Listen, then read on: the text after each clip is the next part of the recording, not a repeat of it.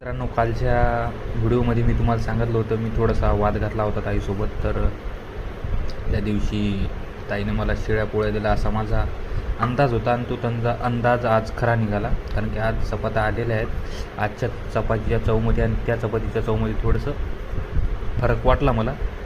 वाटणार काहून नाही, 13 वर्ष झाले बाहेर राहिलो, हेच मेसचं खा लागलो.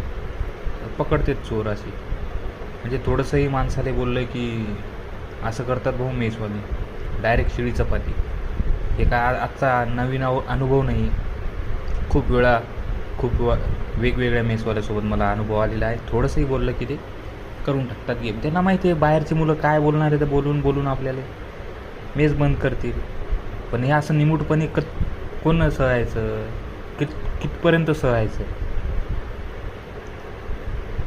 कर्माचे फळं शेवटी भेटणारच.